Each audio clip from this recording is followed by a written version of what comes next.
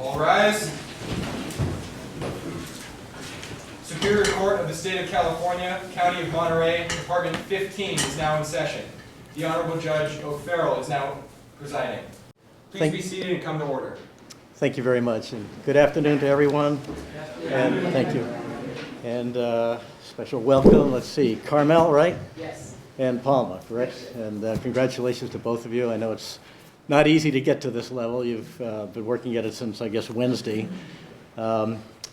Without a whole lot of further ado, we're going to get started here in a moment. My name is Robert O'Farrell. Normally I have a nice plate down here with my name on it, but I was here working on Wednesday. I'm retired from this court, but I come in occasionally at work. And they took my nameplate and locked it up, so you just, in a way it's beneficial, because if I misstep on any of my rulings today, you'll probably forget very quickly who I am. Let's get started then, and I'll call formally the case of People v. Davidson. Are both sides ready? Yes, Your Honor. Yes, Your Honor. All right, then I know we're going to have a defense pretrial motion first, but I wonder if you'd like to start, the parties would like to start by introducing all of your members. Yes, Your Honor. Good afternoon, Your Honor. My name is Miles Prikoski, for the people. Good afternoon, Your Honor. My name is Becca Gorin, for the people. Good afternoon, Your Honor. My name is Alex Paletti, for the people. Good afternoon, Your Honor. I'm Morgan Bonderman. Good afternoon, Your Honor. I'm Adrian Carroll. Good afternoon, Your Honor. I'm Hayden Rodriguez. Good afternoon, Your Honor. I'm Devin Morrison. Good afternoon, Your Honor. My name is Jacob Madievsky, and I'll be serving as the clerk for today's trial. I'll be giving visual time signals of 2 minutes, 1 minute, 30 seconds, and a visual and verbal stop. Thank you. Thank you. I'd also like to introduce our coaches, Mr. McCarty. Good afternoon, Your Honor. And Mr. Schreier. Good afternoon. And then Palma? Yes, Your Honor. Good afternoon, Your Honor. My name is Tariq Barnett, B-A-R-N-E-T-T, on behalf of the defendant, Casey Davidson. Today, I will be presenting the defense's pretrial motion. At this time, may my fellow attorneys please introduce themselves. Good afternoon, Your Honor. My name is Marco Pizzini, P-E-Z-Z-I-N-I, and today I will be presenting the defense's opening statement, as well as conducting the direct examination of Fabian Moreno and the cross-examination of Morgan Bonderman. Good afternoon, Your Honor. My name is Patrick Briley, B-R-I-L-E-Y, on behalf of my client, Casey Davidson.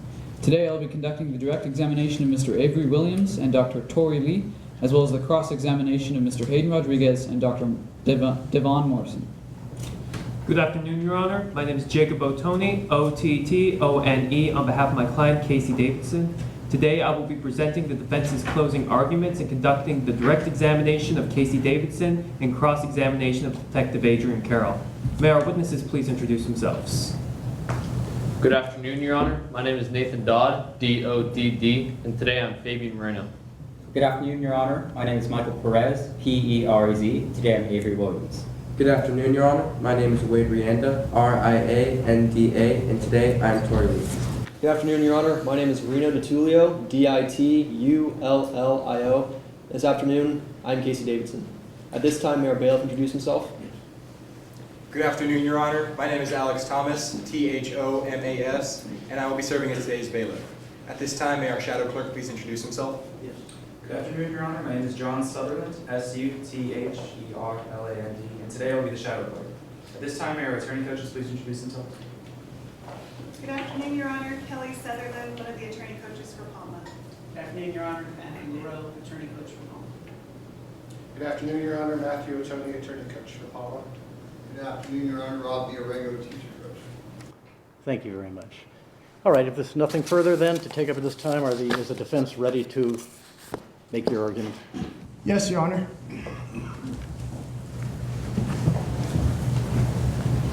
May I begin, Your Honor? Good afternoon, Your Honor. Once again, my name is Tariq Barnett.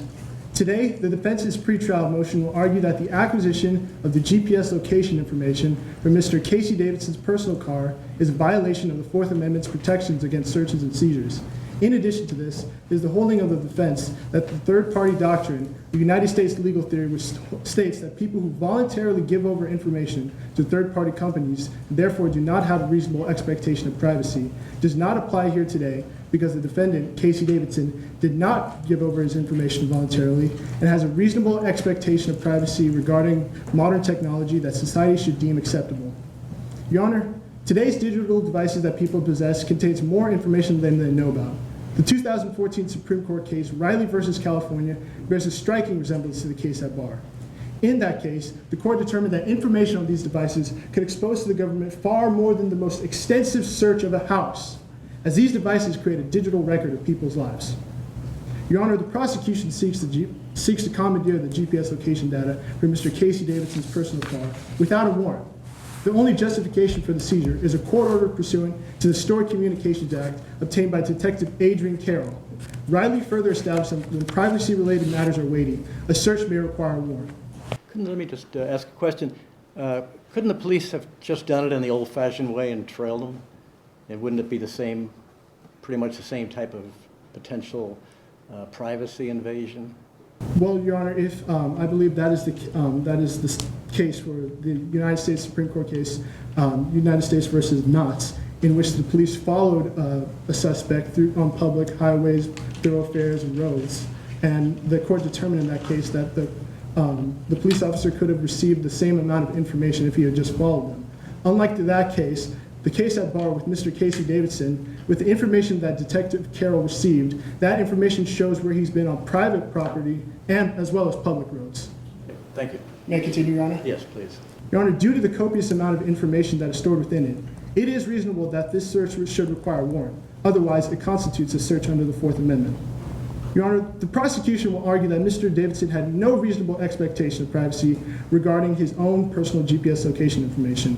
We can determine if Mr. Davidson had an actual expectation of privacy based on the holding in the 1967 Supreme Court case, Cass versus the United States.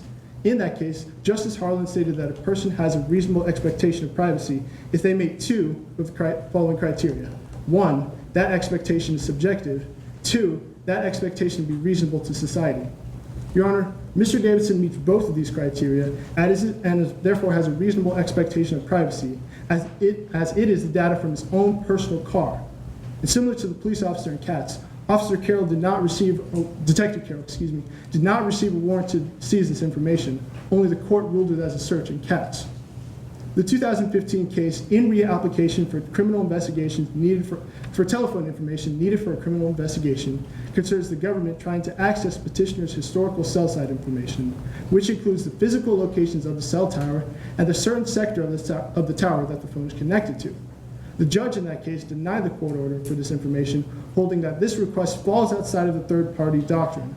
Now, Your Honor, while this case is not binding, its relevance is important today to show that similar to the consumers in that case, Mr. Davidson had a reasonable expectation of privacy as it is the data from his own personal car. Your Honor, based on the information that has been provided for the court today, Mr. Davidson's reasonable expectation of privacy regarding the GPS location information of his own personal car is legitimate, and the acquisition of said data constitutes a search under the Fourth Amendment. Thus, the defense respectfully asks that you find the data inadmissible in court today. Thank you. People? Yes, Your Honor. I'll also be using Exhibit J during my argument. Would you like me to pass up a copy? That's all right, thank you. Of course. May it please the court?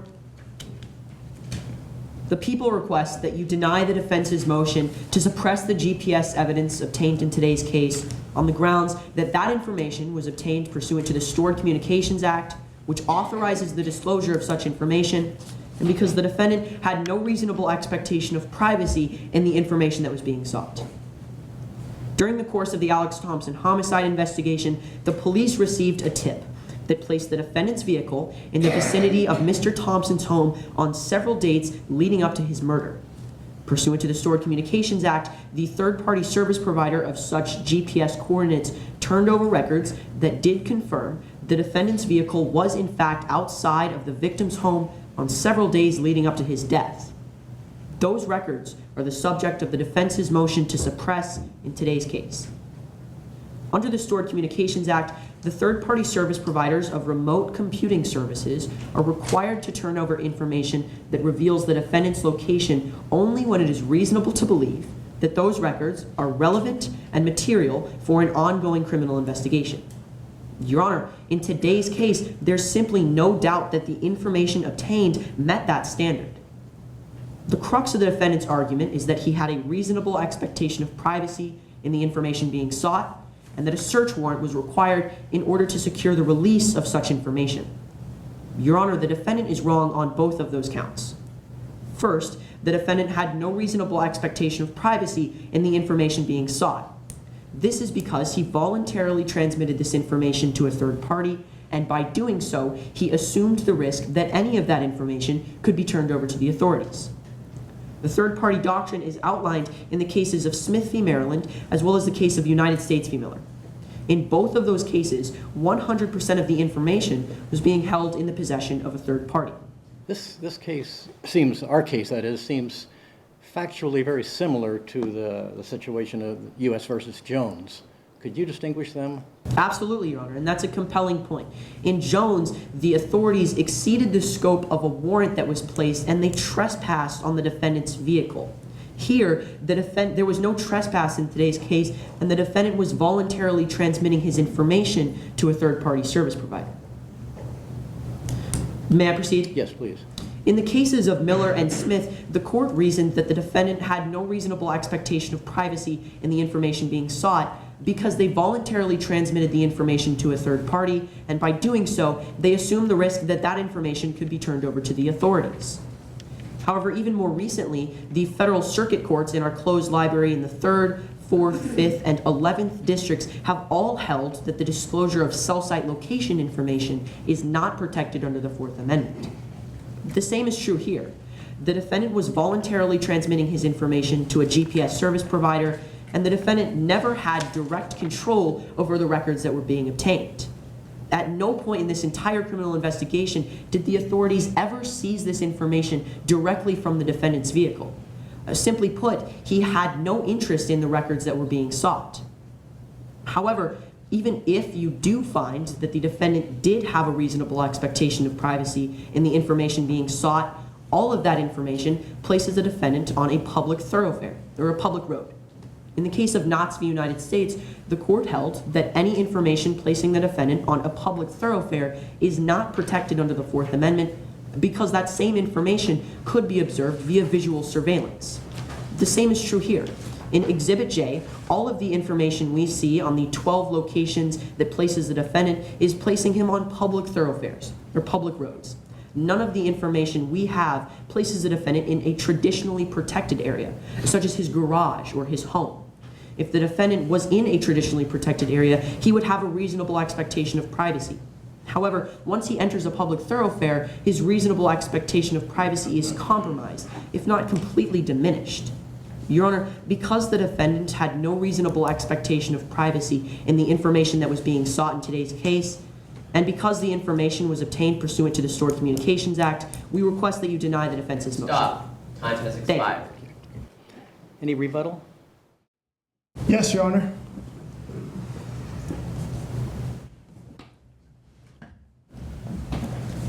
May I begin, Your Honor? Please. Your Honor, a salient argument in opposing counsel's statement is that Mr. Davidson voluntarily conveyed his GPS location information with the third-party company. In order to advance his argument, he utilized the Supreme Court cases Smith v. Maryland and United States v. Miller. But in those cases, the defendants in both cases actually voluntarily conveyed information. In the case of U.S. v. Miller, the defendant knowingly gave over bank slips, deposits to the bank. These are not private communications. These are negotiable instruments used in business transactions. Whereas in Smith v. Maryland, the defendant knowingly dialed in those numbers into the phone. Your Honor, far from being a formalistic rule, the third-party doctrine is just simply one factor in the overall analysis for reasonable expectation of privacy for someone. A factor that can be overcome when highly sensitive information is at stake, such as it is today. That is why, Your Honor, the defense respectfully implores you that you find the data inadmissible in court today. Thank you. Do the people have a rebuttal? Yes, Your Honor. May I proceed? I'd like to start by addressing an issue that was very prominent in opposing counsel's principal argument, and that was the issue of a voluntary transmission. It's the people's reading that the defendant needs to have some sort of receipt or something that tells him that he knows he's voluntarily transmitting this information. However, Your Honor, that's simply not reasonable. It's not reasonable to assume that whenever Mr. Davidson gets to his car, he thinks that this never-ending amount of GPS information is being stored locally. It has to come from somewhere, and it has to be stored somewhere. For that reason, the defendant has no reasonable expectation of privacy in the information because he's voluntarily transmitting it to a third party, and that's being stored. I'd also like to address the case that opposing counsel cited, and that's Riley v. California. That case is distinguishable on a few levels. There, the information was obtained subsequent to an arrest, and the information seized was from a cell phone. A cell phone is highly more intrusive than the mere GPS coordinates that we're using in today's case.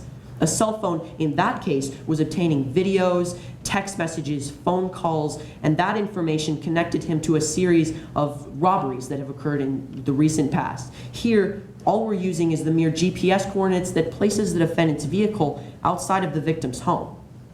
Your Honor, I'd also like to highlight the case of Knotts v. United States. It's the people's reading that the defense believes that there was no visual surveillance in today's case. Therefore, Mr. Davidson has no reasonable expectation, or has a reasonable expectation of privacy while on public thoroughfares. Your Honor, the information in today's case was visually surveyed. Morgan Bonderman, a witness in today's case, will testify that he saw the defendant's vehicle outside of the victim's home late at night. If there was no visual surveillance in today's case, there wouldn't even be a motion to suppress. In today's case, there was visual surveillance, and the defendant had no reasonable expectation of privacy. We request that you deny the defense's motion. Thank you. Well, thank you both. It was you both raised really good points. It's a tough call, really. And when you read the authorities, they seem to, at least initially, go in all directions, both directions. And there must be a clear thread, or it must be an answer to what these authorities actually sum up to. And the physical intrusion was required in trespassing on property and so on. That was the criteria for early warrants. And you look at some of these scholars back in history, William Blackstone and people that have written about the evolution of the law, and they talk about these things, the curtilage, the house and the barn and the hedged area around the house. That was what was sacrosanct. And then years went by, and then things like a telephone was invented, and we started challenging the issue of just the physical trespass type of criteria for ruling on what is a search and what is not a search. And it became obvious that what people said on the phone, and then later what people kept on their smartphones, which they'd normally keep on a desk, and now it's all on a phone they're carrying around with them, are certainly entitled to the same privacy that would have been given to a person back in their home in the early days. So, and you have cases like Katz coming along, and Katz versus the United States, saying it's really the reasonable expectation of privacy that the Fourth Amendment protects more than simply places. And I think Justice Harlan really sums it up well in the Katz case, where he says that first, the person has to exhibit an actual subjective expectation of privacy, and then that expectation must be one that society is prepared to recognize as reasonable. And that's really the issue here, that second prong. And then in the case of Riley versus California, it stated that privacy-related concerns are weighty enough. When they're weighty enough, a search may require a warrant. And really what this, the facts of this case amount to is that the expectation of privacy is simply not weighty enough. When you're talking about GPS coordinates from a provider, it really differs very little from what could laboriously be done manually by simply trailing the individual. The Stored Communications Act gives some privacy to the individual. It's not something that the government can just simply get without any effort. They have to go to a judge and get an order, and there are reasonable requirements for that. So what the courts are saying is that there is no search in this case that requires a search warrant. I think that's the summation of what all the authorities stand for. So with that being the case, I'll have to deny the defense motion. Thank you. Thank you. Thank you, Your Honor. May we have a moment to set up? Certainly. Thank you, Your Honor.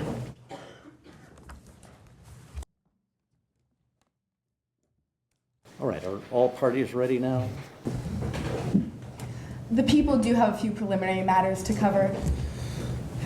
First, we have a team roster, if Your Honor would like a copy. Yes, please. May I approach? Thank you.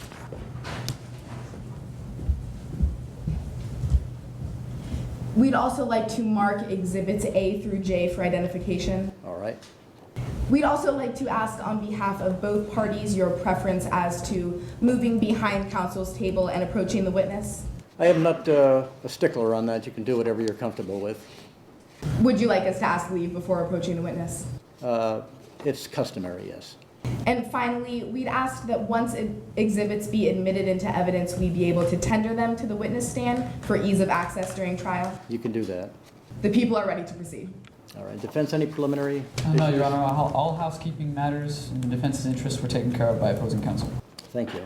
All right, so then I will formally call the case of People v. Davidson once again. Mr. Davidson is charged with the charge of first-degree murder, and he has entered a plea of not guilty to that. That is the issue before the court today, and if the people are ready to make an opening statement, please go ahead.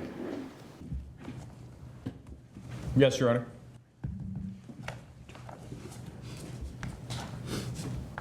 May it please the court. He saw his chance, and he took it.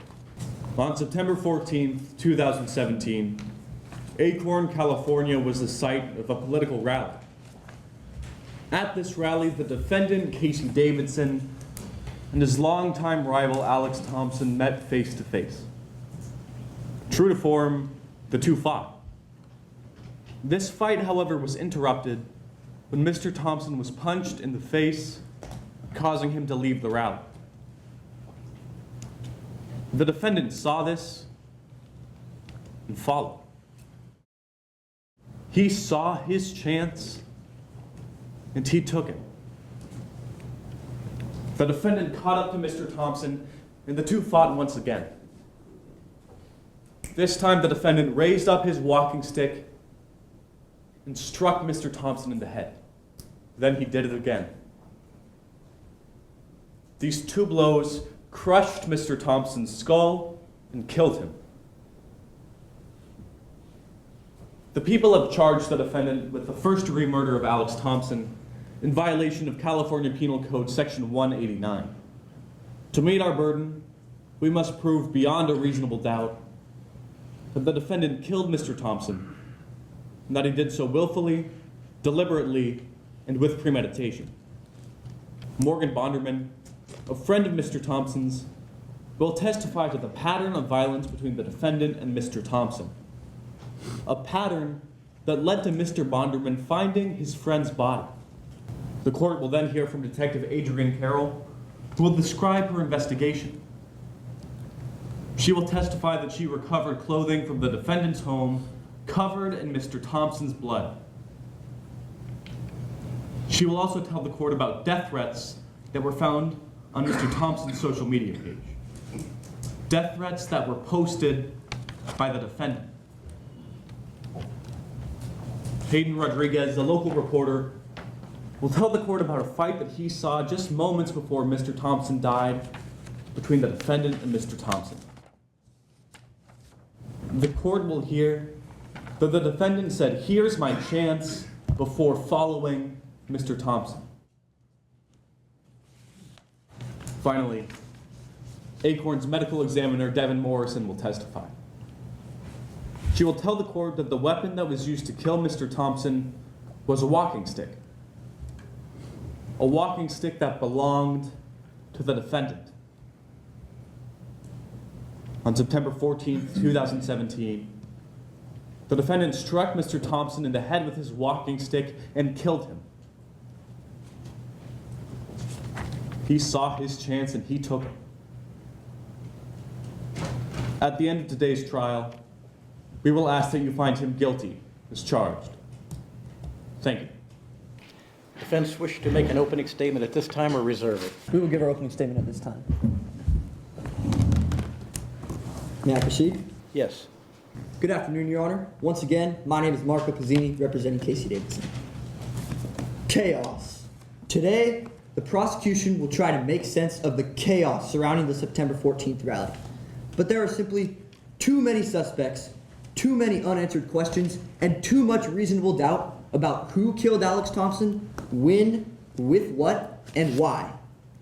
At the rally, the police knew there was a potential for violence, so they set up a blockade to prevent clashes between the two extremist groups. Alex Thompson decided to cross this police line and begin throwing eggs at the people attending on the Equality for All side. This enraged many of the hundreds of people on the assaulted side so much that at one point, Alex Thompson was sucker punched in the face by an unknown assailant. Unfortunately, Casey Davidson was standing next to Thompson when the punch came out of nowhere, and he was covered in the blood that gushed out of both of Thompson's nose. Blood that spattered all over the scene, leaving this case awash with reasonable doubt. The defense will call 4 witnesses here today.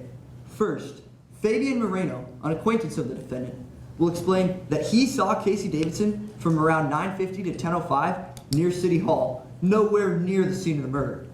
Next, Avery Williams, the owner of Acorn Tech Shop, will explain that Alex Thompson harassed him during all of their encounters, and that Casey Davidson was in Acorn Tech Shop from around 10:10 to 10:12. Third, Dr. Tori Lee, a forensic expert, will explain that the blood on Davidson's clothes and walking stick very likely came from Thompson's bloody nose, that Casey Davidson's walking stick may not have been the murder weapon, that there were fingerprints on the walking stick not belonging to Davidson, and that the time of death may have been a little after 10:04, showing that anyone at the rally could have killed Thompson. Finally, my client, Casey Davidson, will explain that he was at the rally in order to protest O'Kennedy peacefully, and that although he did not like Alex Thompson, he did not do what he is accused of, and was in no position to do this because he was nowhere near the scene of the crime. Your Honor, this case is simply too chaotic for anyone to be proven guilty beyond a reasonable doubt. The defense will show that my client, Casey Davidson, is not the murderous, scheming, bitter villain that the prosecution will try to paint him as. Casey Davidson strongly believes in his values, but in no situation would he kill for them. You will see that Alex Thompson could have been killed by anyone at the rally due to the chaos surrounding the event, and there is reasonable doubt as to Davidson's guilt, and therefore, because there is reasonable doubt, the court must find my client, Casey Davidson, not guilty. Thank you. All right, then if the people are ready to call the first witness, please go ahead. The people call Morgan Bonderman to the stand. Morgan Bonderman, please report to the stand.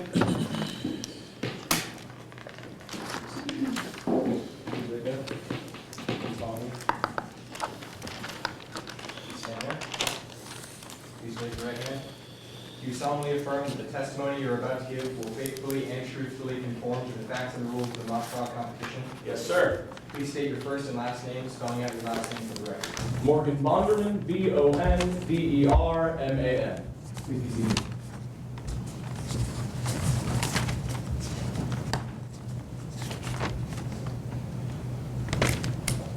Good afternoon, Mr. Bonderman. Good afternoon, sir. What do you do for a living? I am a freelance repairman. If it ain't broke, don't call me. Did you know Alex Thompson? Yes, Alex and I were good friends for 5 years. Do you know Casey Davidson? Yes, sir, I do. Do you see Casey Davidson in court today? Yes. Could you please identify him using an article of clothing? He is sitting at the end of that table wearing the gray and pink tie. May the record reflect that Mr. Bonderman has identified the defendant? Yes. Mr. Bonderman, how do you know the defendant? I've seen Casey 2 times before the September 14th rally. Once was about a year before that at a different political rally, and the other time was at the Acorn Farmers Market. Why do you remember these 2 encounters? Well, anytime I saw Casey and Alex together, it was like cats and dogs. They fought on all the occasions. Well, I want to talk to you about those occasions. What happened the first time that you saw the defendant and Mr. Thompson interact on the political route? Well, I saw Casey and Alex having a heated argument, and then Casey waved his stick in the air. What did Mr. Thompson do? Alex just turned, walked away. The second time at the farmer's market, when was that? That was on September 10th, just 4 days before Alex died. Could you please describe the interaction you saw on that day? Alex and I were walking through the farmer's market. Casey saw us and yelled, "You better cancel that stupid speech." And then they got into an argument. Do you know what speech he was referring to? There was the Mitchell Kennedy speech scheduled for that week. Were you involved in any way with the Mitchell Kennedy speech? Yes, sir. As a favor to Alex, I was helping with the preparations. We spent many late nights at the warehouse where Alex lived on the outskirts of town. On any of those nights that you spent at Mr. Thompson's warehouse, did you see the defendant? Yes, sir. On 2 separate occasions, I saw Casey parked in a car outside of Alex's house. Now I want to turn your attention to September 14th, 2017. Did you attend a rally that day? Yes, sir, I did. Did you witness Mr. Thompson and the defendant interact? Yes. True to form, they were arguing. Do you remember how this argument ended? I do. They were having their argument, and then some jerk came out of nowhere and sucker punched Alex in the face. He started bleeding, so he ran to the bathroom to go deal with it. When was this? That was at around 9:50 a.m. When was the next time that you saw Mr. Thompson? Well, after about a half an hour, Alex still hadn't come back, so I went looking for him. Did you find him? Yeah. That's when I found him dead. Thank you. Nothing further at this time, Your Honor. Cross-examination? Yes, Your Honor.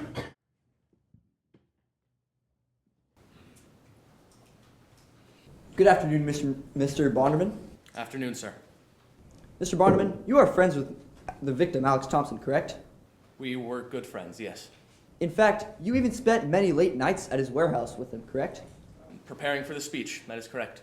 But isn't it true that you before the rally on September 14th, you had only met Casey Davidson twice in your life? That is correct. And the first time was about a year ago at a rally. About a year before the September 14th rally, yes. And you saw Davidson and Thompson arguing at that rally? Yes. Yes, sir. And you saw Thompson get right up into Davidson's face? That is correct. It was a pretty heated argument. But did you see Mr. Davidson strike Mr. Thompson? No, sir. Turning to the altercation at the farmer's market, isn't it true that Mr. Thompson tripped Mr. Davidson? Alex did trip Casey. That is correct. And there was a small scuffle? Yes, there was some shoving. I had to separate the two of them. And isn't it true that after the fact, both had small cuts and scratches on them? Yes, I think I saw minor cuts and scrapes on both of them. And you claim to have seen Mr. Davidson's car outside of Mr. Thompson's warehouse on multiple occasions, correct? Yes, sir. But it was late at night each time, right? Yes. So it was dark? Yes, as it was nighttime. And you didn't actually see who was in the car, correct? I'm pretty sure I saw Casey. But you had only met him twice before, correct? Correct. So you cannot be 100% sure that the man in this car was Casey Davidson? I know what he looks like. I believe it was Casey. But you cannot be 100% sure? No, not 100%. And turning to the altercation at the farm, turning to the rally on September 14th, did you attend? Yes, sir. And you saw, and isn't it true that Alex Thompson crossed the police line? Yes, Alex was more willing to engage the other side. And someone punched him in the face, correct? Yeah, it was nasty. But this person was not Mr. Davidson. Correct. And Mr. Thompson's nose gushed blood all over, correct? Yes, he had a nosebleed. It was a very, very large nosebleed, blood going all over, right? There was quite a bit of blood, yes. You even saw some large blood droplets on the grass? I believe so. That is correct. Thank you. No further questions, Your Honor. People have any redirect? No, Your Honor. May this witness be excused? Yes, thank you. You're excused. Thank you, Your Honor. The next witness, please. The people call Adrian Carroll to the stand. Adrian Carroll, please report to the stand. Please follow me. stand there. Please raise your right hand. Do you solemnly affirm that the testimony you're about to give will faithfully and truthfully conform to the facts and rules of the mock trial competition? I do. Please state your first and last name, spelling out your last name for the record. Adrian Carroll, Carroll. Please be seated. Before I proceed, may I place a few exhibits on the witness stand? Yes. May I approach?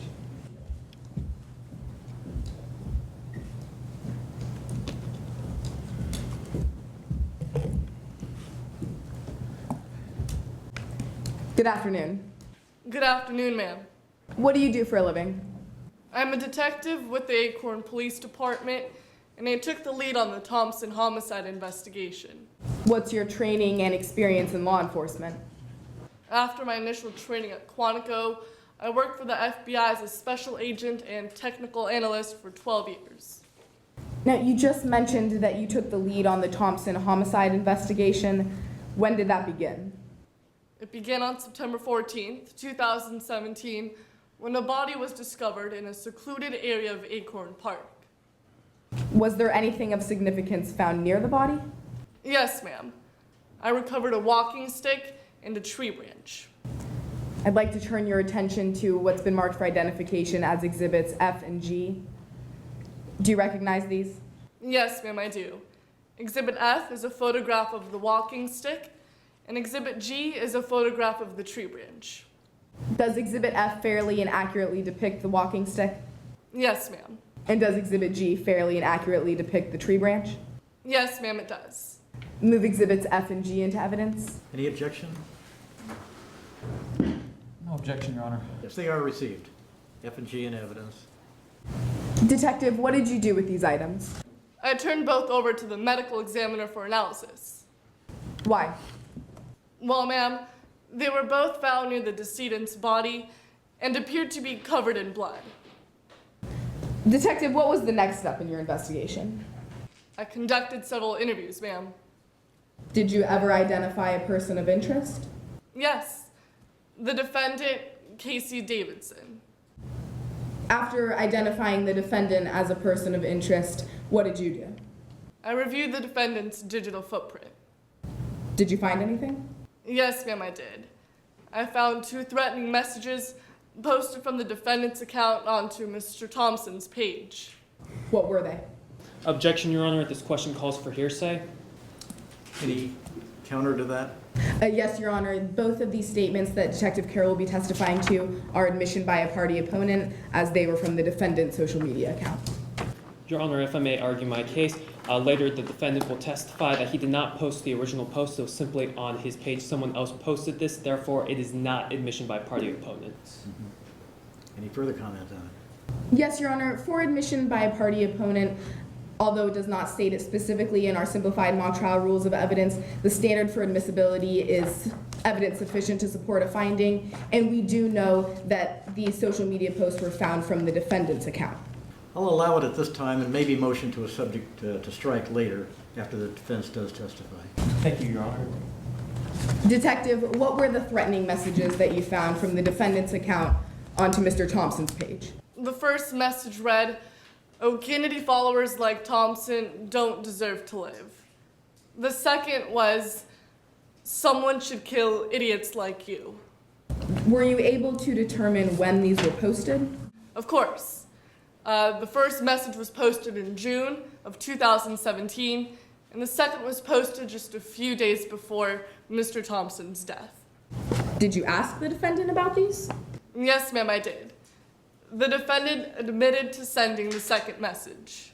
Now, you mentioned earlier that you worked as a technical analyst for the FBI. Did you apply that expertise in the Thompson homicide investigation? Yes, ma'am. Based on a tip, I obtained GPS information regarding the defendant's vehicle. I'd like to turn your attention to Exhibit J. Do you recognize this? Yes, ma'am, I do. This is a printout of the GPS information I obtained. Objection, Your Honor. Hearsay. This is the printout of the, could you repeat that one more time, please? It's a printout of the GPS information. I see. Yes, go ahead. Hearsay as to the information on the sheet, as it is a out-of-court statement. Your Honor, first of all, Detective Carroll has not testified to any statement on the document. However, it is stipulated that Exhibit J is a business record and therefore admissible under the hearsay exception business record. Any retort to that latter? No, Your Honor. I will admit it. Thank you, Your Honor. Detective, please explain the significance of this information to the court.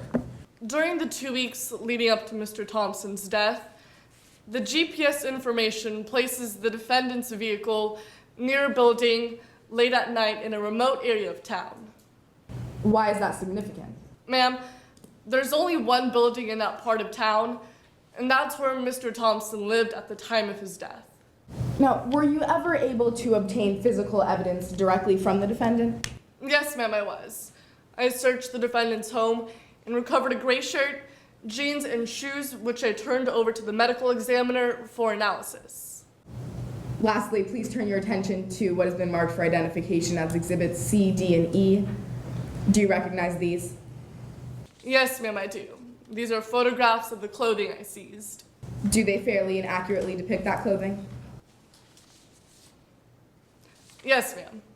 Move Exhibits C, D, and E into evidence. Any objection?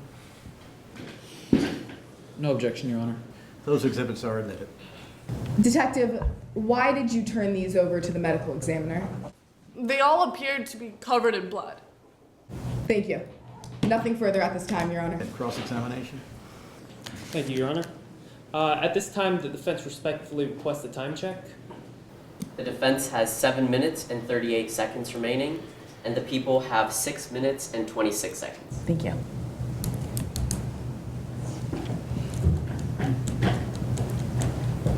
Good afternoon, Miss Carroll. Good afternoon, sir. There were a couple hundred people at the rally, correct?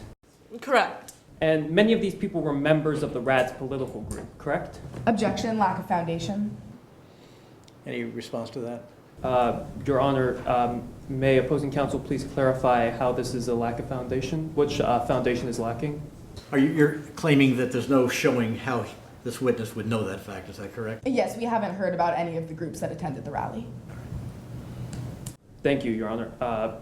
Your Honor, I will ask a previous question to establish this foundation. Yes. Are you aware of the RAD's political group?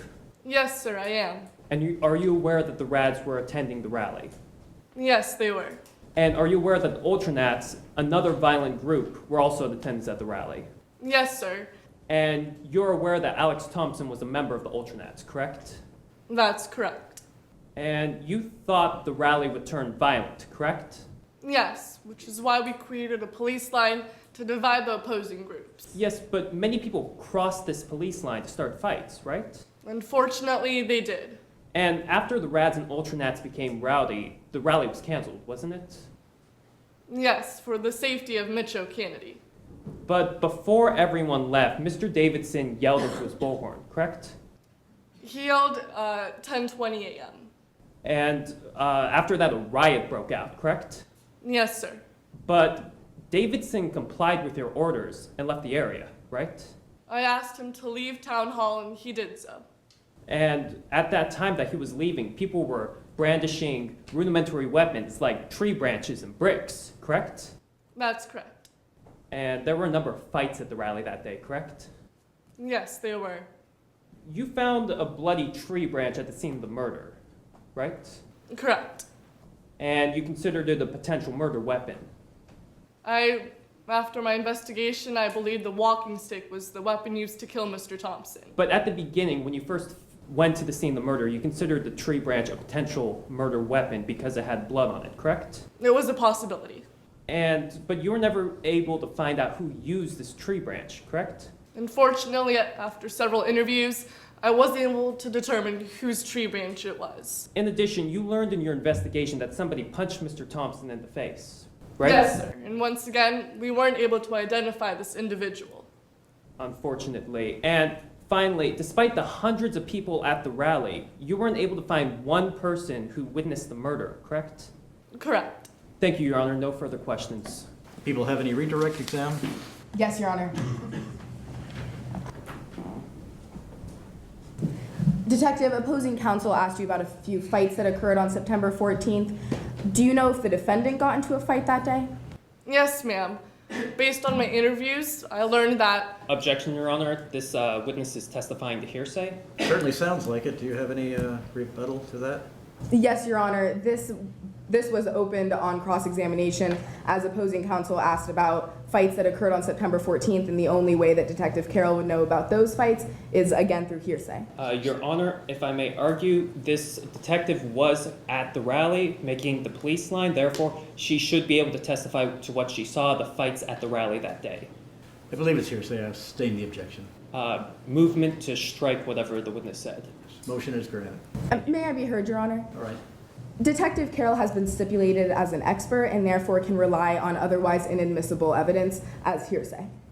Your Honor, if I You may, yes. This Detective Carroll is only stipulated as an expert in GPS location data, not in the rally. Therefore, the detective cannot testify to other witnesses' statements. Yes, I agree. You're correct on that. So I'll stand with my order that the hearsay in the motion, the testimony is stricken. Thank you, Your Honor.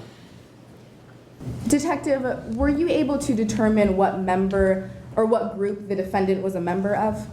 yes, ma'am. Objection, Your Honor. Oh wait, lack of foundation. Your Honor, I asked the question. I believe her answer would be the foundation. I think the question was asking for a foundational answer, so you may be premature. Thank you, Your Honor. Go ahead, please. Were you able to determine what group the defendant was a member of? Yes, ma'am. After my investigation, we now believe that the defendant was part of the RADs. And do you know how the RADs get across their message? Well, the RADs are an anarchist group that are known to resort to violence in order to get their message across. Thank you. Nothing further. May this witness be excused. Thank you. You're excused.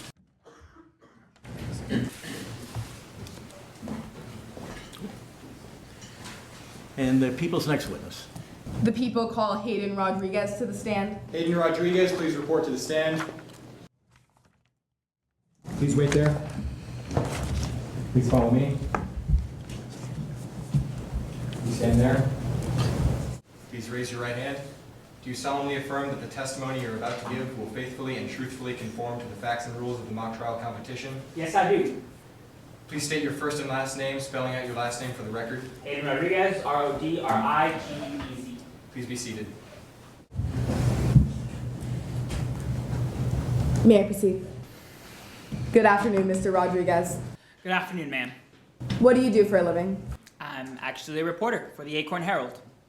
Were you reporting on the O'Kennedy rally on September 14th, 2017? Yes, I was. I was writing a piece in the paper on some of the radical groups that had planned to attend the rally.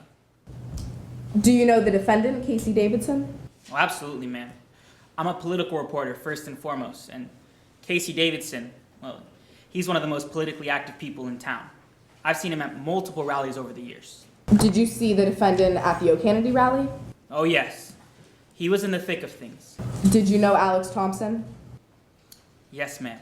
He, too, was one of the most politically active people in town. Did you see him at the O'Kennedy rally? Yes, he was there as well. At any point at that rally, did you see the defendant and Mr. Thompson fight? Oh, yeah. I'm pretty sure everyone did. Well, did that surprise you? Objection, Your Honor. Vague and ambiguous as to who everyone is. Yes, sustained.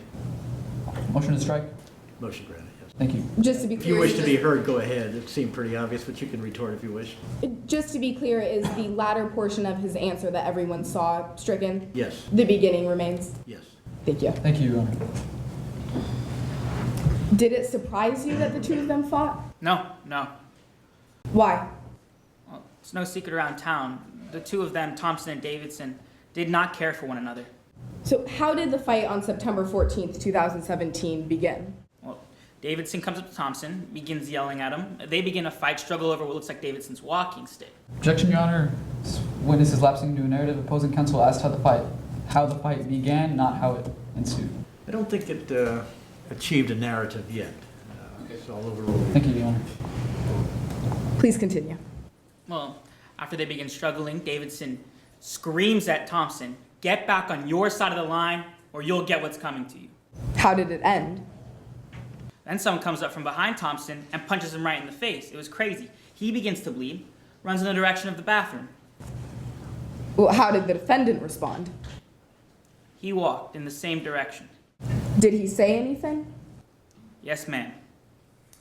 He said, "Here's my chance." Was he carrying anything? He had his walking stick. Thank you. Nothing further at this time. Cross-examine? Cross-examination, Your Honor. Yes. Once again, my name is Patrick Briley, and for the convenience of the court, this witness's statement can be found starting on page 35. May I proceed? Yes, please. Good afternoon, Mr. Rodriguez. Afternoon, sir. You attended the O'Kennedy speech on September 14th looking for a story, correct? I'm pretty sure I had a story, but trying to fill in the gaps. And you are familiar with Mr. Davidson, correct? Yes, I am. And you are familiar with Mr. Thompson? Yes, I was. And you saw an altercation break out between the two of them on the day of the rally, correct? Yes, I saw them fight with one another. Now, before this altercation broke out, Mr. Thompson crossed the police line, didn't he? Yes. And before this altercation broke out, Mr. Thompson began throwing eggs at people, correct? Objection, relevance. Any response? Your Honor, it is the prosecution's theory that because Mr. Thompson frequently threw eggs at people and therefore incited violence and created enemies, that there were people relevant there. There were people there that would have wanted him dead. Any response to that? Yes, Your Honor. In that case, I move my objection to improper character evidence. All right, do you want to respond to that? Yes, Your Honor, this is permissible because it is offered to show the victim's character. Your Honor, the victim's character is only admissible if it goes to show the defendant's innocence, and this character of the victim does not show. It could be relevant on that, though. It could be probative on that point. I'll overrule the objection. Thank you, Your Honor. Go ahead. Now, Mr. Rodriguez, you saw Mr. Thompson throw eggs at people, correct? Yes, I did. That was before the altercation began? That was. And once the altercation began, Mr. Thompson grabbed the walking stick, correct? Mr. Davidson's walking stick. Yes, they struggled over the walking stick. And it appears as though Mr. Thompson was trying to take it from Mr. Davidson? That's what it would appear so, yes. But he did not. Now, out of nowhere, right after that, Mr. Thompson was punched in the face, correct? Yes. He began bleeding? Yes, he did. He had a nosebleed. In fact, the nose was gushing blood, wasn't it? It was quite a profuse nosebleed. And you were a few feet away, right? Yes, I was. You weren't as close to the nosebleed as Mr. Davidson was? I don't know about that. Mr. Davidson was close enough to... I'm sorry, Mr. Davidson was close enough for Mr. Thompson to grab the walking stick, right? Yes, but they had already exchanged words at that point. And now, you noticed, despite the fact that you were a few feet away, you noticed a number of large blood spatter drops on your shoes, correct? Later that evening, I went home and saw blood on my shoes, but I'm not sure what it's from. You're not sure what it was from? No. But Mr. Thompson's nose was gushing blood and you were standing right next to him, correct? Objection, asked and answered. Sounds that way. Submitted, Your Honor. Sustained. Now, in your witness statement, you mentioned the blood on your shoes immediately after you discussed the bloody nose, correct? Objection, hearsay. I'm sorry, could you ask that question one more time? In his statement, he mentions the blood on his shoes immediately after mentioning the bloody nose. That's what I asked. And go ahead and elaborate on your objection. Yes, Your Honor. Opposing counsel asked, in your statement you said following, and the statement that Mr. Rodriguez has made is an out-of-court statement that opposing counsel is using in court for the truth of the matter. Are you using the statement for impeachment? No, Your Honor. What's the purpose of the statement? I'm simply offering to show that it was possible that the blood came from the nosebleed. Is he denying that? Maybe you should just ask that question first. Your Honor, this witness testified that he did not know where the blood came from, implying that it did not come from the nosebleed. I see. All right, then you can go ahead and ask. Yes, overruled. Did you have an opportunity to answer? No, I don't believe I did. In your statement, you mentioned the blood on your shoes immediately after mentioning the nosebleed, correct? That's correct, but like I said, I don't know where that blood came from. And after this altercation, you saw Mr. Thompson walk away from the crowd, correct? Yes. And you saw Mr. Davidson walk in the same direction? Yes, that's correct. And you heard Mr. Davidson say, "Here's my chance"? Yes. And he didn't walk away and say, "Here's my chance" for minutes after Ms. Thompson left the rally, did he? Well, Mr. Thompson went and talked to a friend and then walked to the back of the crowd. That's when Mr. Davidson said, "Here's my chance." And that spanned over minutes? A couple short minutes, maybe. Now, you didn't see where Mr. Davidson went after he said, "Here's my chance," did you? No, I did. I saw him going to the direction of the back of the crowd. You didn't follow him, though, did you, Mr. Rodriguez? No, I didn't. So after he left your line of sight, you didn't see where he went? No, I did. I saw him go towards the back of the crowd. After he left your line of sight? No, I did not. And so you did not see his destination? No, I did not. And you did not see what he did? No, but I saw him with his walking stick. And you returned home that day glad that this story made for good material, correct? Excuse me? You returned home that day glad that this story made for good material, is that right? Sure, suppose so. Your Honor, no further questions. A redirect. No, Your Honor. May this witness be excused? Yes, you are excused. Thank you. Thank you. People's next witness? Before we call our next witness, the people would ask for a time check. Yes. The people have 3 minutes and 41 seconds remaining, and the defense has 2 minutes and 15 seconds. Thank you. The people call Devin Morrison to the stand. Devin Morrison, please report to the stand. Please follow me. Please stand there. Please raise your right hand. Do you solemnly affirm that the testimony you're about to give will faithfully and truthfully conform to the facts and rules of the mock trial competition? Yes, I do. Please state your first and last name, spelling out your last name for the record. Devin Morrison, Morrison. Please be seated.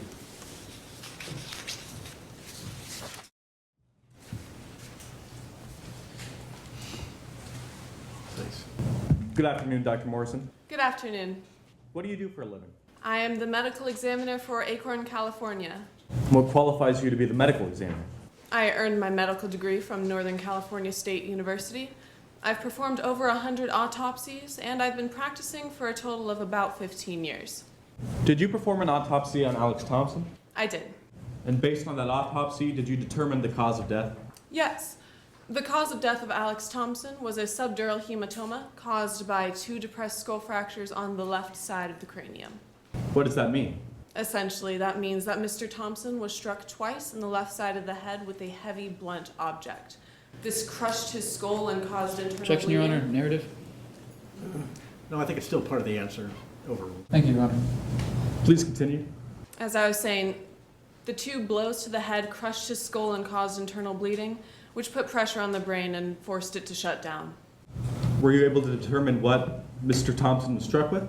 Yes, he was struck with a walking stick. I would like you to turn to Exhibit F. It's exhibit in front of you.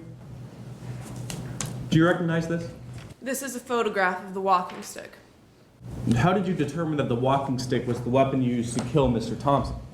Not only is there a large amount of Mr. Thompson's blood on this walking stick, his skin cells are embedded in that blood.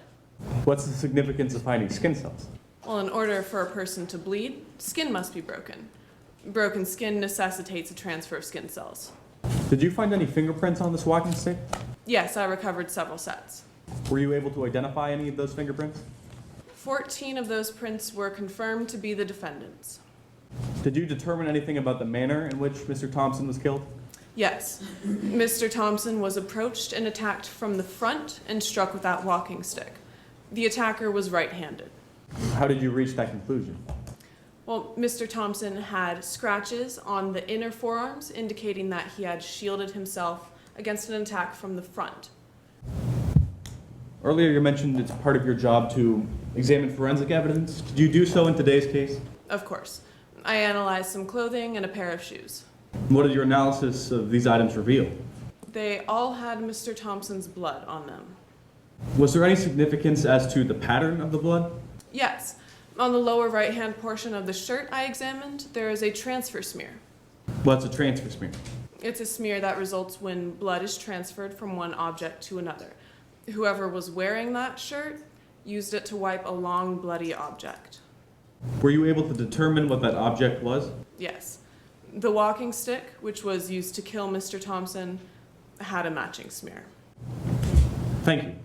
Nothing further at this time, Your Honor. Cross-examination? Yes, Your Honor. Once again, my name is Patrick Briley, and for the convenience of this court, this witness' statement can be found starting on page 33. I'm sorry, I didn't. Oh, like the page you were giving me? What was that again? Sorry, Your Honor. Yes, the page was 33. Thank you. May I proceed? Please, yes. Now I'd like to discuss something you talked about on direct examination. You said that on the walking stick, the defendant's walking stick, there were the defendant's fingerprints, correct? Yes. And there were also a set of fingerprints to whom you did not identify the owner, correct? There was one set, yes. So somebody touched that walking stick, and it wasn't the defendant? At some point in time, yes. Now, you analyzed heart rate levels from Mr. Thompson's fitness tracker, correct? I did. And the fitness tracker revealed that Mr. Thompson's heart rate stopped at, Mr. Thompson's heart rate stopped at 10:04 a.m., correct? Yes, at 10:04, the fitness tracker registered no heart rate. Now, the fitness tracker was broken when it was found on Mr. Thompson's body, correct? The screen was cracked, yes. And if the fitness tracker broke before Mr. Thompson died, it's possible that he could have died after 10:04, correct? Yes, however, it wouldn't have been it would have been shortly after, because the blow that broke the fitness tracker would have been the blow that killed Mr. Thompson. So, Dr. Morrison, you can't provide an exact time of death, can you? It was 10:04 or shortly after. But you can't be any more precise than that? It was 10:04 or shortly after, counsel. And you analyzed the tree branch found at the murder site, correct? I did. And you found a set of unidentified fingerprints on there? I actually found a set of partial fingerprints. And you couldn't identify to whom these fingerprints belonged? Partial fingerprints cannot be identified. And you examined the blood on the tree branch, correct? I did. And this blood is consistent with cast-off splatter? Yes. Implying that blood would have spattered from Mr. Thompson's head wound to the tree branch? Yes. Dr. Morrison, you are aware that the tree branch was found 15 feet from Mr. Thompson's dead body, correct? That's correct. No further questions, Your Honor. Any redirect? No, Your Honor. May this witness be excused. You are excused, thank you.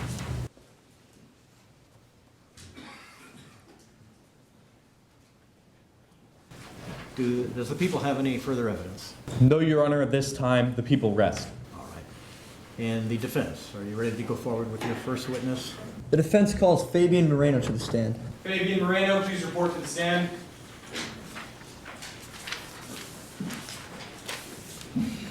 Please follow me. Please stand there. Please raise your right hand. Do you solemnly affirm that the testimony you are about to give will faithfully and truthfully conform to the facts and rules of the mock trial competition? I do. Please state your first and last name, spelling out your last name for the record. Fabian Moreno, M-O-R-E-N-O. Please be seated. Scoring purposes, my name is Nathan Bell. Your Honor, before we begin, I'm going to ask this witness questions about Exhibit A, so do I have permission to put Yes. Exhibit A Yes, at you the do. witness?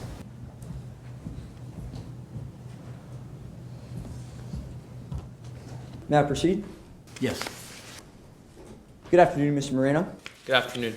Could you please tell us a little bit about yourself? My name is Fabian Moreno. I've lived in Acorn for 9 years. I'm a history teacher at Acorn High School. I'm a member of the EFA. Do you know Casey Davidson? I do. How do you know Mr. Davidson? I've seen Davidson before at previous rallies. And did you attend the rally on September 14th? Yes, I did. How many people were there? I'd have to say about a few hundred. And where were you standing in this crowd of a few hundred? About 2/3 of the way back. Was there a particular reason why you stood towards the back? Objection, Your Honor. Relevance. Your Honor, if I may be heard. Please, yes. This, the answer to this question is relevant because for this witness to show us, to tell us truthfully what he saw, we have to know where he was standing so we can get his viewpoint on the We situation. testified where he was standing. The question was, why were you standing there, if I understood it right? I think that's what was objected to. As you will see, the answer to the next couple questions will show that there was people acting violently. So I'll let you go on with it, and then if it turns out to be irrelevant, I'll strike upon your motion, yes. Go ahead. Did you get a chance to finish your answer? No, can you please re-ask? Was there a particular reason why you stood towards the back of the crowd? I expected that if there was any fighting to occur, it would occur towards the front, and I wanted to stay out of it, so I stayed towards the back. So did you see many people at the rally acting in a violent manner? Yes, I did. Did you see Mr. Davidson at the O'Kennedy event? Yes, several times. Was Mr. Davidson carrying a walking stick? Yes, he was. Is this behavior abnormal at all? No, I've seen him before at previous rallies, and he's always had this walking stick with him. Was there anything else he was holding? He was holding a bullhorn. Did you see anybody else at the rally with a bullhorn? Other than the police, no. Davidson was the only person I saw that day with a bullhorn. And did you see Mr. Davidson at around 9:50? Yes, I did. And was he holding anything at that time? He was holding his bullhorn and resting it up upon his shoulder. Did he have the walking stick? I don't remember him having the walking stick. Could you please direct your attention to Exhibit A? Yes. Do you recognize Exhibit A? Yes, it is a map of Acorn Park. Would you say it is a fair and accurate depiction? Yes, I would say that. Did you see Mr. Davidson at all through the next 15 to 20 minutes? I saw a man who I'm pretty positive was Davidson 3 to 4 times. And where was he at this time? He was towards the front of the rally, towards City Hall. What made you believe that this was Mr. Davidson? Well, the man I saw was holding a bullhorn, and Davidson was the only person I saw that day with the bullhorn. And the man I saw was the same size and shape of Davidson. Did you see Mr. Davidson at all later in the rally? I saw him at 10:20 on the steps of City Hall. Your Honor, at this time, the defense requests that Exhibit A be moved into evidence. Any objection? No, Your Honor. All right, it is received. And what was going on at that time of 10:20? A riot was beginning to break out. Did Casey Davidson have the walking stick at that time? No, he didn't. So at the time that this riot was breaking out, did you see many people acting in a violent manner? Yes, I did. Was Casey Davidson one of them? No, not Casey. Thank you. No further questions, Your Honor. Cross-examine? Yes, Your Honor.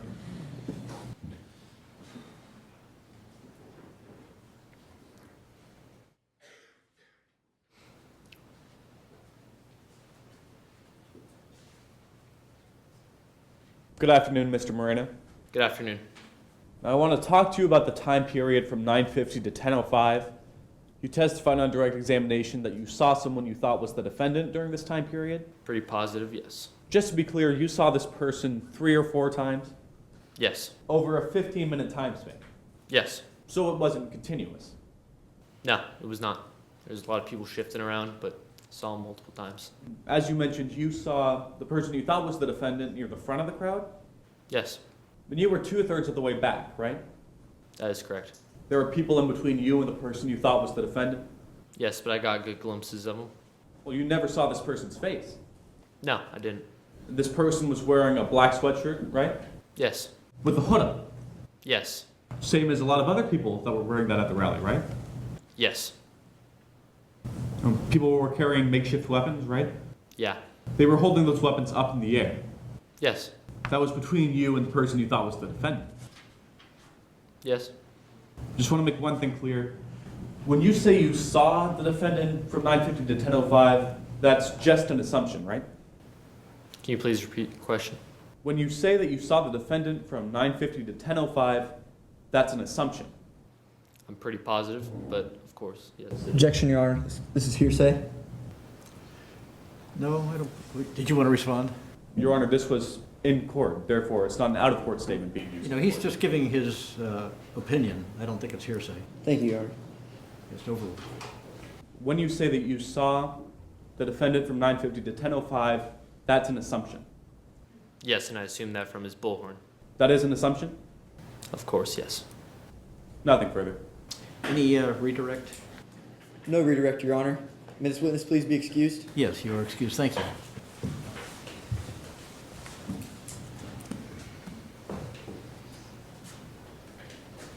People call, I'm sorry, may the defense call their next witness? Yes. The defense calls Mr. Avery Williams to the stand. Avery Williams, please report to the stand. Please follow me. Please stand there. Please raise your right hand. Do you solemnly affirm that the testimony you are about to give will faithfully and truthfully conform to the facts and rules of the mock trial competition? I do. Please state your first and last name, spelling out your last name for the record. Avery Williams, Williams. Please be seated. And for scoring purposes, my name is Michael Perez. And once again, my name is Patrick Briley, and for the convenience of the court, this witness's statement can be found starting on page 44. I will be asking this witness about Exhibit H. May I place a copy on the witness stand? Yes.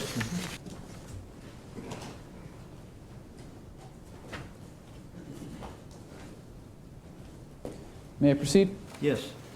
Good afternoon, Mr. Williams. Good afternoon. Please introduce yourself for the court. My name is Avery Williams. I own Acorn Tech Shop, and I'm also a friend of Casey Davidson's. How do you know Mr. Davidson? He's a regular customer of mine. He even bought a bullhorn from me once. And do you regularly share a car with Mr. Davidson? Yes, I do. Is there any sort of formal schedule? No, we don't have any kind of formal schedule. Davidson rarely uses his car, so I get to use it when I please without having to tell him. Now, are you familiar with Mr. Alex Thompson? Yes, I knew Alex Thompson. Were the two of you friends? No, we were not friends. Why do you say that? Well, every interaction he had with me as a customer was negative. Can you provide any specific instances? Yeah, I remember one time he was in my store inquiring about a printer he had bought on layaway. He was trying to get me to sell it to him even though he hadn't bought it on full. Objection, relevance. Your Honor, this is incredibly relevant because it is providing information that may point to an alternate suspect to this crime, saying that Mr. Thompson had other enemies. Anything else? Yes, Your Honor, they're asking about a printer that Mr. Thompson bought on layaway. I don't see how this has any bearing over the facts in today's case. Your Honor, as you'll see with further questioning, this witness will testify that there was much animosity between him and Mr. Thompson as a result of the printer. Go ahead, subject to a motion to strike if it doesn't turn out that way. Thank you. Now, Mr. Williams, I'll ask once more. Can you provide any specific instances that point to the bad relationship between you and Mr. Thompson? Yeah, as I was saying, he would try to get me to give him a printer that he hadn't bought for full price, and things escalated. He even tried to strike me in the face at some point. Did he hit you? No, luckily Casey came in and he de-escalated the situation. Objection, improper character evidence. Your Honor, this is admissible not only because it provides character evidence to the defendant, but also because it is showing that the defendant, who at this time is being charged with a murder, is really not a violent person at all. In fact, tries to mediate situations such as this. So you're asking him, you're saying that the victim attempted to assault him. Yes.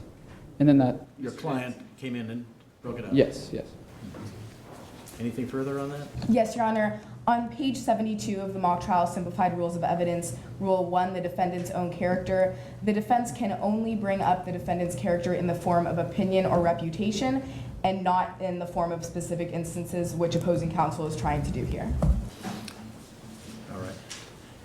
Let counsel respond to that. Your Honor, this piece of evidence is being offered to show that this piece of evidence is simply foundation for Mr. Williams' opinion of the defendant. I think it's allowable. I don't believe it's offered for the purpose of showing the character of anybody in particular, just showing that the relationship between these parties. I'll allow it. Mr. Williams, did you have an opportunity to finish your answer? Yes, Casey came in to mediate the situation. Now, I'd like to direct your attention to the morning of the O'Kennedy rally on September 14th. Sure. Were you in your store? Yes, I was. Did Mr. Davidson walk in? Yes, he did. What was he doing? Well, his bullhorn had died, so he came in and bought some batteries for it. Objection, speculation. Your Honor, this witness saw Mr. Davidson come in and buy batteries. All right. Are you objecting to a particular part of that question or the whole question? Yes, Your Honor, only to the portion that said that the bullhorn was dead. We have no objection to the defendant buying batteries. Any retort to that? No, Your Honor. I think you're right. That small part would be stricken. Actually, Your Honor, if I may be heard. Go ahead. Yeah. This witness, if Mr. Davidson came in to buy batteries, I think it would be reasonable for him to infer that the bullhorn was dead. Mm-hmm. Good point. I'll allow it. Thank you, Your Honor. May I proceed? Yes. Mr. Williams, did you finish your answer? Yes, his bullhorn had died, came and bought some batteries. And did you see any blood on the bullhorn? No. Now, did you give him a receipt for his purchase? Yes, I did. Now, directing your attention to Exhibit H, do you recognize this receipt? Yeah, this is actually the receipt that I gave to Davidson on that day. How did you print this receipt? Well, my cash register prints the receipt at the time of every transaction. And what is shown on the receipt? Well, as you can see here, you have what the time and date of the transaction. You have what the defendant bought, and you have how he paid for it. What is the time of transaction? 10:12 a.m. And is this consistent with what you saw on that day? Yeah, it is. Your Honor, at this time, the defense asks that Exhibit H be moved into evidence. Any objection? No objections. It is received. Now, Mr. Williams, one last question. How long was Mr. Davidson in your store that day? About 5 minutes. Thank you, Mr. Williams. Your Honor, no further questions. Cross-examination.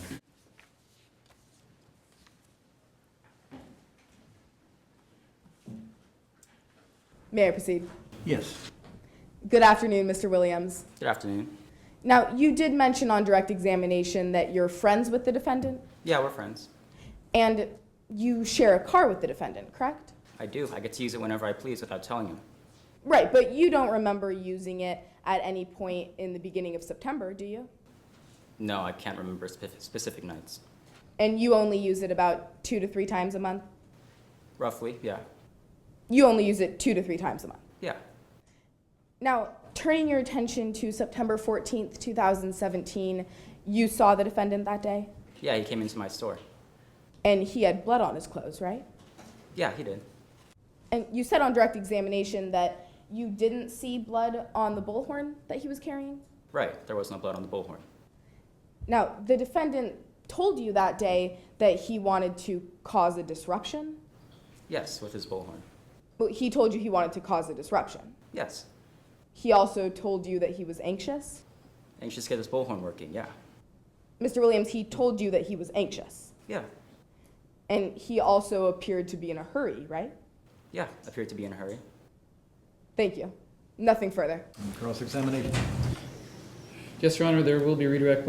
Redirect. I'm sorry, the defense respectfully requests a time check for direct examination. The defense has 8 minutes and 40 seconds remaining, and the people have 7 minutes and 10 seconds. Thank you. Mr. Williams, was Mr. Davidson's actions, were they unusual for Mr. Davidson's character? Nope, nothing unusual that I witnessed. Thank you, Mr. Williams. No further questions, Your Honor. May this witness please be excused. Excused, thank you. Thank you. And the next defense witness, please. Yes, Your Honor, the defense calls Dr. Tory Lee to the stand. Tory Lee, please report to the stand. Please follow me.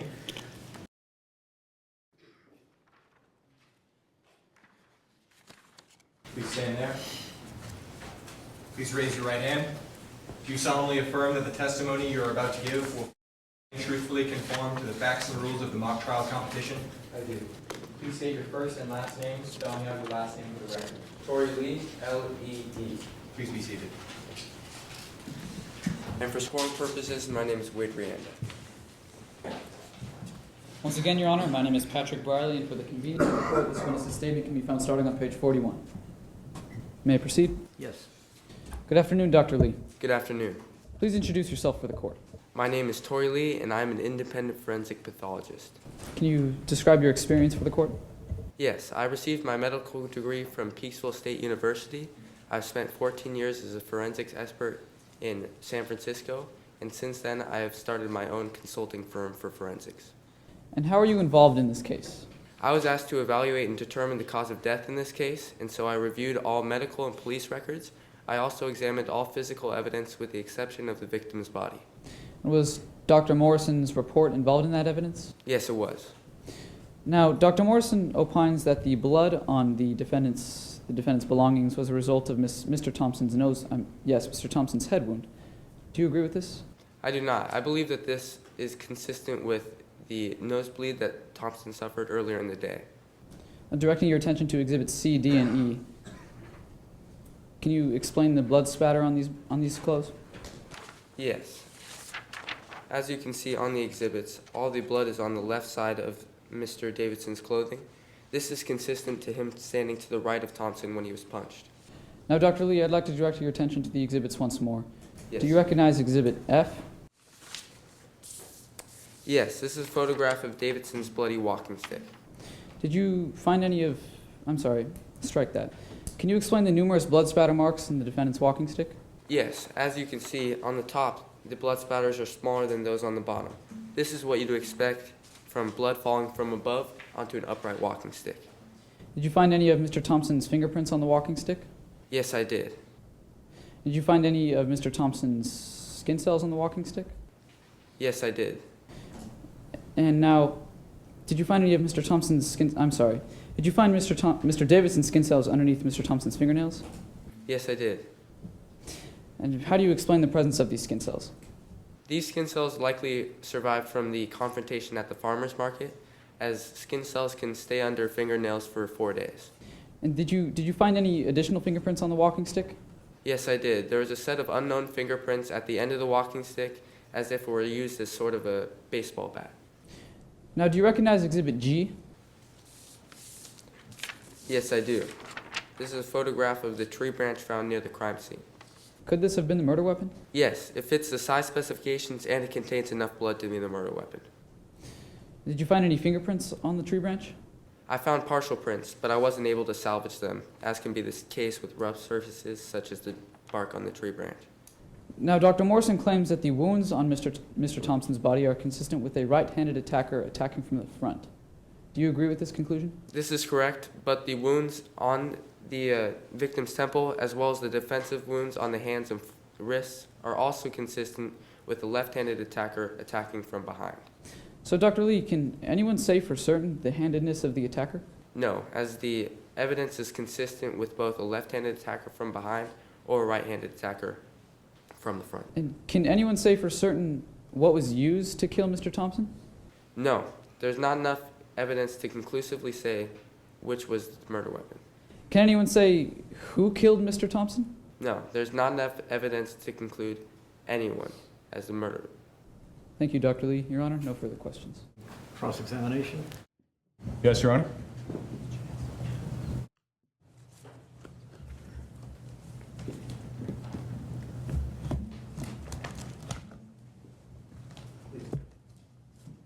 Good afternoon, Dr. Lee. Good afternoon. I want to start with something you said on direct. You said that Thompson's fingerprints were found on the walking stick? I misspoke, my mistake. There were a set of unknown fingerprints and Davidson's fingerprints. Well, those unknown fingerprints could have belonged to Thompson, right? They may have. No, just to clarify, you were hired by the defense in this case? I often work with the police in order to give my testimony on my expert opinion in trials, yes. So you were hired by the defense in this case, right? Yes. Objection, Your Honor. Relevance? Anything you want to say on? Goes to bias, Your Honor. I think so. I'll allow it. Would you like to renew my objection to ask and answer? I don't believe so.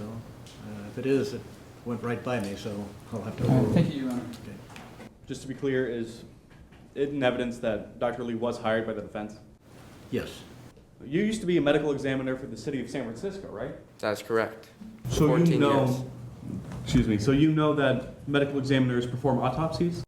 Yes, often. They conduct tests on forensic evidence? Yes. Just to be clear, you did not perform an autopsy in this case? No, I reviewed Dr. Morrison's. That's right, you are reliant on the findings of Dr. Morrison. Yes. You are reliant on the testing done by Dr. Morrison, right? Yes, I am. On the body. So the only thing that's really different is not the evidence, but your conclusions. That's correct. I want to talk to you about your conclusions. You believe that the blood on Mr. Davidson's clothes came from a nosebleed, right? That's correct, yes. So it must have been a very heavy nosebleed. Yes, it was described as a very heavy nosebleed. Blood must have gotten everywhere? Yes, that was what was described. Now, you're aware that the defendant had a bullhorn with him at the time of the nosebleed? That's correct. There was no blood on that bullhorn. There was not. Now, on direct examination, you said that the blood was exclusively on the left side of the defendant's clothing, right? That is correct, with the exception of a smear on the right side of Mr. Davidson's shirt. Exactly. There's a smear mark on Mr. Davidson's shirt. Yes. That's not consistent with a nosebleed. Perhaps of the wiping of a stick of some sort. It is not consistent with a nosebleed?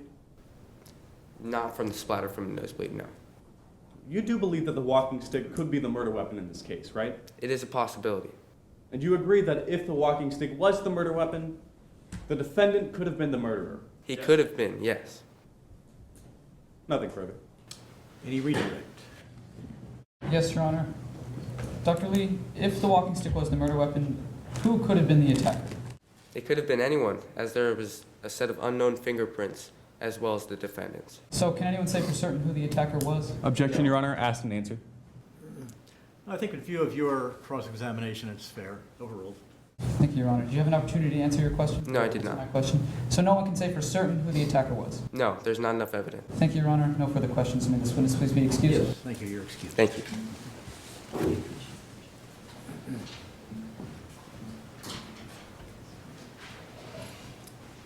The next defense witness. Yes, Your Honor, but first the defense would like to respectfully request a time check. The defense has 4 minutes and 38 seconds remaining, and the people have 5 minutes and 2 seconds. Thank you. Now the defense calls to the stand Casey Davidson. Casey Davidson, please report to the stand. Please follow me.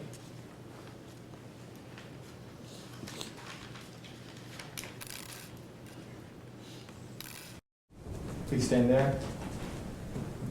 Please raise your right hand. Do you solemnly affirm that the testimony you're about to give will faithfully and truthfully conform to the facts and rules of the mock trial competition? I do. Please state your first and last name, spelling out your last name for the record. Casey Davidson, D-A-V-I-D-S-O-N. Please be seated. For scoring purposes, my name is Rena DiTullio. Once again, Your Honor, my name is Jacob O'Toney, and for the convenience of the court, this witness's statement can be found starting on page 38. Thank you. Good afternoon, Mr. Davidson. Good afternoon. Can you please tell the court a little about yourself? My name is Casey Davidson. I'm a resident of Acorn, and I have been for my entire life. Are you a member of any political groups? Yes, actually. I'm a member of the EFA. What is the EFA? Well, the EFA is a non-violent pro-immigration group that opposes the backwards thinking of nativists and nationalists in ways that promote peace. I believe everybody should be allowed into this great country. Are you aware of the RADS political group? Yes, they are also a pro-immigration group. However, they approach topics in a rather violent manner. Are you a member of the RADS? No, I am not a member of the RADS. They always ruin our peaceful protests with their violent ways. I think they give groups like the EFA a bad name. And are you familiar with the late Alex Thompson? Yes, we've attended several of the same political rallies over the past few years, including the O'Kennedy rally. Did Mr. Thompson share your political views? No, we had contradicting political views, but I enjoyed continually debating with him on the topic of Tantaran immigration. Do you know what political group Mr. Thompson was a part of? Mr. Thompson was a part of the OA, a conservative anti-immigration group. And did you ever have any personal interactions with Mr. Thompson? We've had a few arguments over the years, but they were nothing more than arguments. It wasn't really a secret that we disliked each other's views. Did you like Mr. Thompson? No, not particularly. Why not? Well, he has harassed myself and others on multiple occasions. What kind of harassment have you witnessed? Several months ago, when I was walking into the Acorn Tech Shop, I saw Thompson swing his fist at my friend, the owner, Avery Williams. Thankfully, I got there in time and mediated the situation to prevent any further violence. You mentioned earlier that you yourself have been harassed. Can you please elaborate on this? Sure. On September 10th, I was at a farmer's market where I saw Thompson. Thompson proceeded to trip me, and when I tried to get back up, he grabbed me. Were you hurt? Thankfully, no broken bones, but there are bruises and definitely scratches. Did you ever post anything on social media about Mr. Thompson? Well, today I've been accused of posting 2 posts. However, I only posted one of them, and that was after the September 10th incident where Thompson tripped me. Why did you post this message? I posted this message because I was just venting. It was really stupid of me to do it, and I forgot to delete it after I cooled off. Do you know who posted the other message? No, I don't know who posted the other message. And did you mean for the message you posted to be interpreted as a threat? No, definitely not. I was just venting. I didn't want anybody to take anything I said seriously. I'd like to shift your attention to the O'Kennedy rally on September 14th. You mentioned earlier that you attended this rally. Did you see Mr. Thompson there? Yes, I did. And did you see him harass anyone there?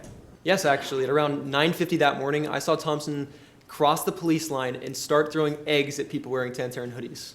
What, if anything, did you do after you saw him throwing eggs? Well, I told him to stop that and asked him back to his side of the line. But he refused, grabbed my walking stick, and he tried to take it from me. After Mr. Thompson tried to take your walking stick, what happened?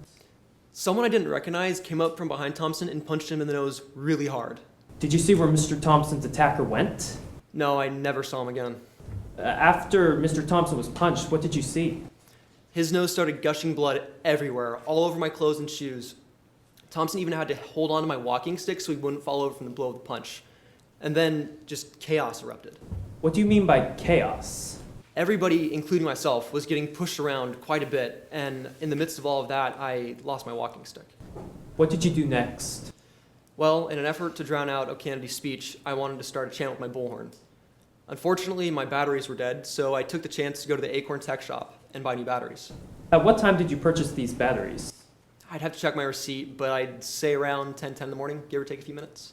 After purchasing the batteries, what did you do? I made my way back to the park into the front of the crowd. And finally, Mr. Davidson, did you kill Alex Thompson? I did not kill Alex Thompson. I was shocked when I heard the news about Mr. Thompson's death. Nobody deserves to die like that. Thank you, Your Honor. No further questions. Cross-examination.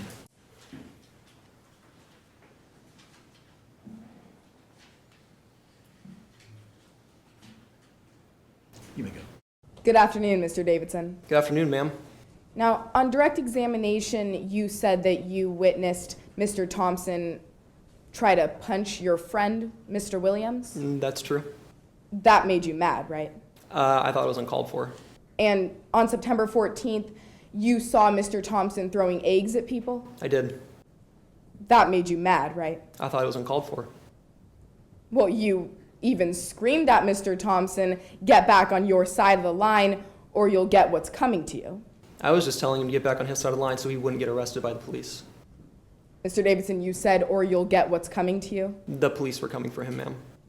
Now, you also mentioned on direct examination that you'd have to check your receipt about the timing that you were at the tech shop, right? Yes, ma'am. So you kept that receipt. Yeah, I did. Now, I want to turn your attention to the events of September 14th, 2017. You made a few comments to Mr. Thompson that day. Could you define comments? Well, you said there aren't enough police to stop us. Objection, Your Honor. Unfair extrapolation. That comment wasn't made to Mr. Thompson. Have to cite me to a part of the text that might answer the question. Your Honor, this statement was made at, wait, where is this at? This statement was made on page 40 at lines 20 through 22. There aren't enough police to stop us. Let's get the Tantaran haters now. And this is at 10:20 a.m., at which time Mr. Thompson was dead. Therefore, Mr. Davidson could not have made this statement to him. Any response? Your Honor, perhaps I misspoke. This isn't specifically to Mr. Thompson. I was just asking if he made this statement on September 14th. Go ahead and rephrase and try again. Thank you, Your Honor. Mr. Davidson, on September 14th, 2017, you said there aren't enough police to stop us. Yes, I was trying to start a chant. Well, you said, "Let's get these Tantaran haters now." I was trying to gather my supporters. And then a few days earlier, you made a post from your social media account to Mr. Thompson's page, right? Yes, I did. That said, "Someone should kill idiots like you." Yes, like I stated in direct, I'm sorry. However, I was just venting and I forgot to delete it after I cooled off. I really regret that. Well, on direct examination, you said that you didn't mean it as a threat, right? That's right. Right, but the statement is "someone should kill idiots like you." I don't believe it's a threat. Mr. Davidson, you said "someone should kill idiots like you." I did. Objection, Your Honor. Ask an answer. Sustained, yes. Motion to strike. Motion granted. Thank you. Now, Mr. Davidson, on direct examination, you also said you're a non-violent person. I am a very nonviolent person. You don't resort to violence. I try not to. Right, but you've gotten into a few arguments with Mr. Thompson, right? Which were provoked by him, I believe. Well, they may have been provoked by Mr. Thompson, but you pushed Mr. Thompson during these arguments, right? I don't believe so. Could you cite that? Objection, Your Honor. Vague and ambiguous. The council's question, opposing counsel's question, did you push Mr. Thompson? I don't believe that is very specific as to what she means by push, like whether physically push or just provoke. I think that's a fair question. Overruled. You pushed Mr. Thompson? I don't understand your question. Could you rephrase? Mr. Davidson, you've gotten into arguments with Mr. Thompson in which you have physically responded. Yes or no? I have physically responded in defense of myself. Yes. So you did get physical with Mr. Thompson? In defense of myself. Yes. Now, you also mentioned that you witnessed Mr. Thompson get punched on September 14th, 2017. Yes, ma'am, I did. It was quite a hard punch, too. And you were wearing a sweatshirt over your shirt at that time? Yeah. And you were carrying your bullhorn? Yeah, it was up on my shoulder. Now, after that punch, you walked away? Yes, I did. And then you took off your sweatshirt? Because it got warm. Now, Mr. Davidson, I'd like to turn your attention to Exhibit C in front of you. Got it, yeah. That's the shirt you were wearing on September 14th, 2017. That is my shirt.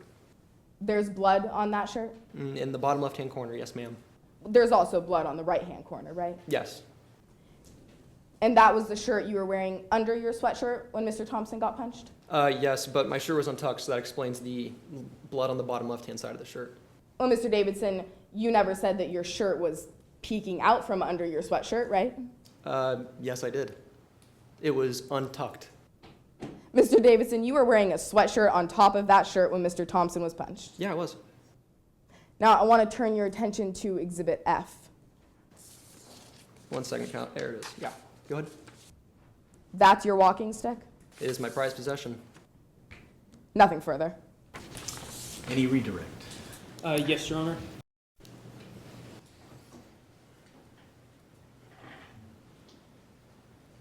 Mr. Davidson, on the day of the rally, you were wearing a sweatshirt. Were you wearing a sweatshirt? I was wearing a sweatshirt, yes. And were you wearing a t-shirt underneath the sweatshirt? Yes, I was. And was this t-shirt, how is this t-shirt positioned relative to the sweatshirt? It was untucked, so naturally it was out underneath the t-shirt a little bit. Thank you, Your Honor. Objection, unfair extrapolation. Well, he could say it was untucked, so naturally would not necessarily follow. So I would agree with you probably on that, unless you want to be heard. Go ahead. Your Honor, him saying that's untucked, considering the struggle over the walking stick that he had with Mr. Thompson, it's only reasonable that considering his hands are up, that the sweatshirt would go up and the shirt would be revealed underneath. It's a reasonable argument to make, but it's not something that follows from the fact that it was untucked. In other words, in your final argument, you might make that point as a possibility, but it's not something that he can necessarily say that's the case because the shirt was untucked. Whereas, yes, as whatever was untucked. Thank you, Your Honor. All right? Move to strike. Yes, granted. No further questions, Your Honor. May this witness please return to his seat? Yes. Thank you, and you're excused. Thank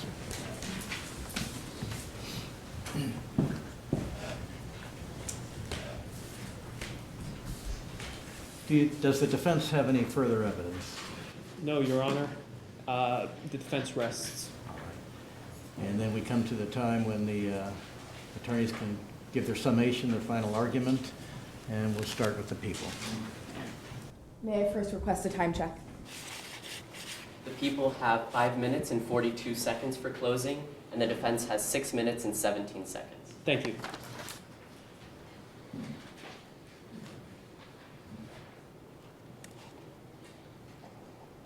May it please the court? Yes. Please go ahead. Kennedy followers like Thompson don't deserve to live.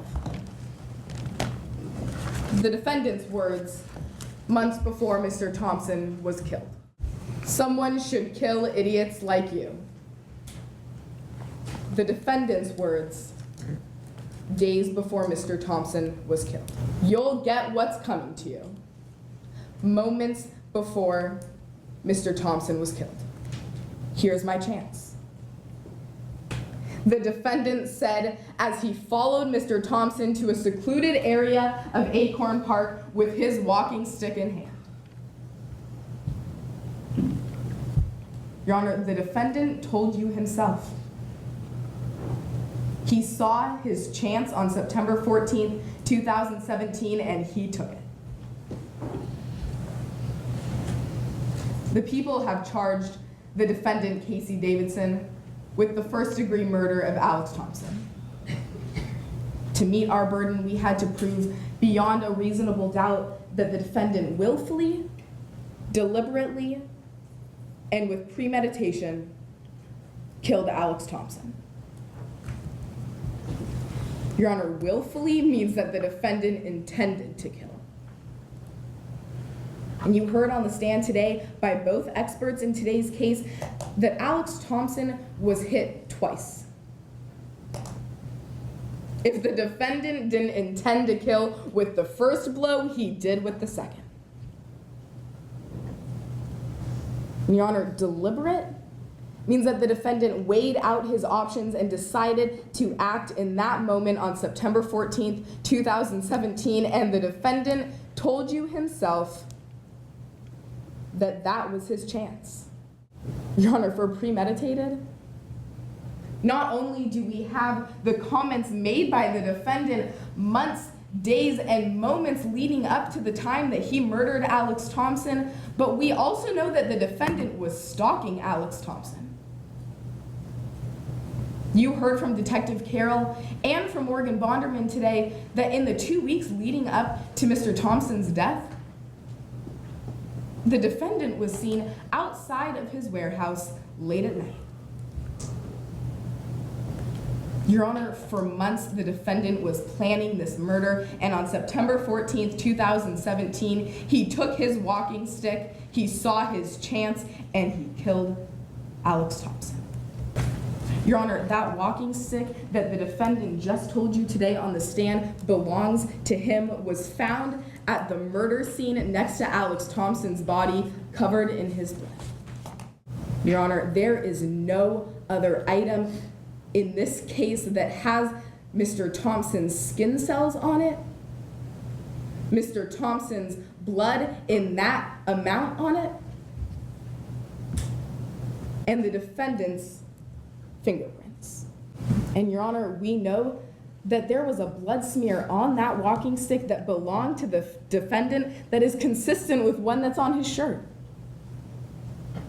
Because the defense is trying to have you believe that the blood that was on the defendant's clothing was from a nosebleed, but Your Honor, what we heard in today's case is that the defendant was wearing a sweatshirt over his shirt when Mr. Thompson was punched. We have photographs of that shirt. There's blood on it, and not only is there blood spatter, but there is a blood smear. The defense's expert told you himself. That smear must have been from a long object, and that long object was the defendant's walking stick that he wiped on his shirt after he killed Alex Thompson, because his walking stick was his prized possession. Your Honor, what you heard in today's case from the defendant is that every time that he got into a physical argument with Alex Thompson, he just pushed it aside as in self-defense. Because, Your Honor, the defendant doesn't want you to know that for a year and months and days leading up to September 14th, 2017, he got into physical arguments with Alex Thompson. And he was combative on the stand today because he doesn't want you to know that his walking stick was found at the murder scene because he walked it there when he followed Alex Thompson, when he saw his chance to act. Your Honor, we ask that you find Casey Davidson guilty as charged. Thank you. The defense argument? Yes, Your Honor. May I proceed? Yes, please. Hundreds of enraged protesters, pockets of violent extremists, fights that crossed the police line, an overwhelmed police force, weapons fashioned from branches and bricks, objects being thrown, and a sudden and violent punch to the face. Your Honor, this was not a political rally. This was chaos. It's our human nature to try to make sense of chaos, but sometimes you just can't. Good afternoon, Your Honor. Once again, my name is Jacob Otoni on behalf of the defense. Today, the prosecution has attempted to make sense of the chaos resulting from the September 14th rally by pointing their fingers at the easiest suspect, my client, Casey Davidson. Throughout this trial, you have heard them attempt to piece together bits of the chaos to craft a clear motive and means. However, today the defense has shown that too much reasonable doubt remains to know exactly who caused the death of Alex Thompson. The prosecution case rests heavily on one support, Mr. Davidson's walking stick found at the scene of the murder. The prosecution would like you to believe that Mr. Davidson was the only person in possession of this walking stick on the day of the rally. However, you have heard Dr. Tori Lee testify that an unidentified pair of fingerprints was also found on the walking stick, in a position similar to a person swinging a baseball bat. You have heard today that there was much chaos when Alex Thompson was punched. According to Casey Davidson, Mr. Thompson got hold of his walking stick, and then he lost it.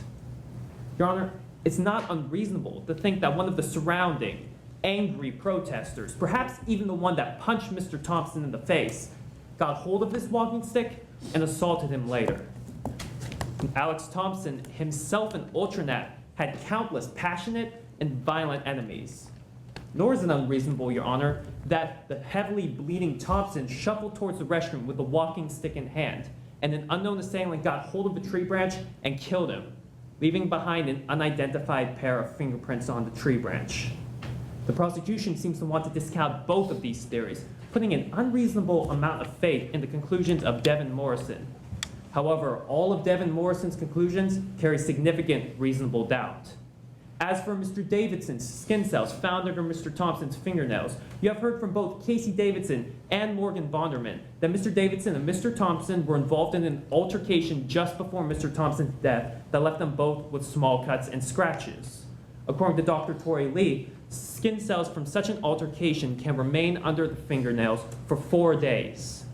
Additionally, you have heard Dr. Tori Lee testify that Alex Thompson's skin cells could have gone onto the walking stick, my apologies, when he aggressively grabbed the walking stick and yanked it from Mr. Davidson. Your Honor, all that we are left with is no definitive murder weapon, no definitive murderer, and simply an abundance of chaos. This is the reasonable doubt the prosecution would like you to ignore. The prosecution's case also bases heavily on the blood found on Mr. Davidson's clothes.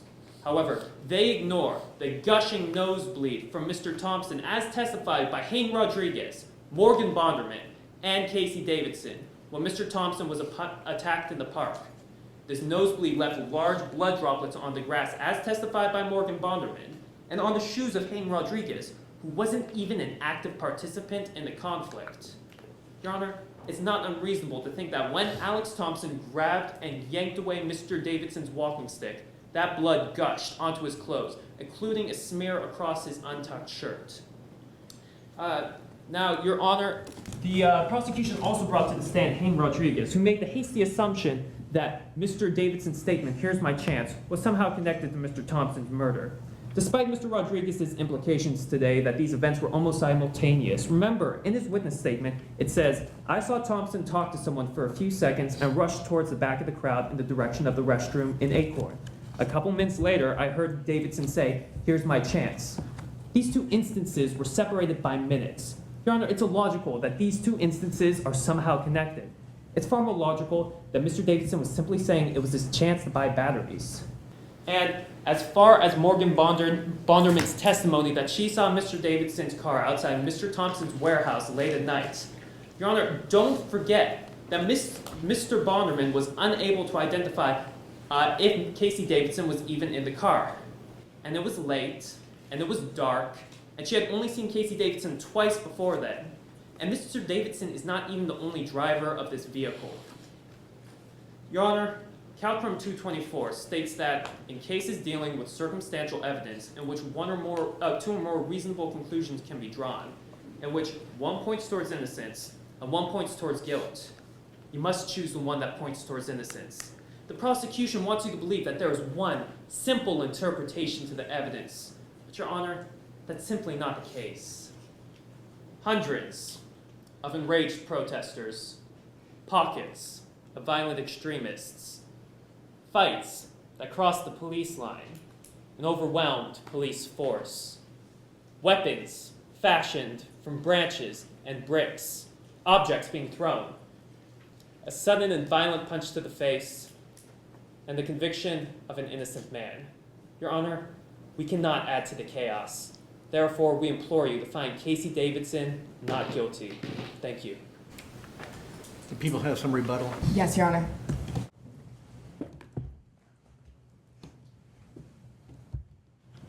May I proceed? Yes. What opposing counsel just read to you from Hayden Rodriguez's statement was not in evidence because we didn't hear it today on the witness stand. Your Honor, opposing counsel tried to tell you that we didn't prove motive, but we don't have to.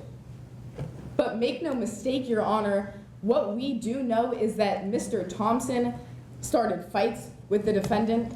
Mr. Thompson tried to swing a punch at the defendant's friend, and that made the defendant angry.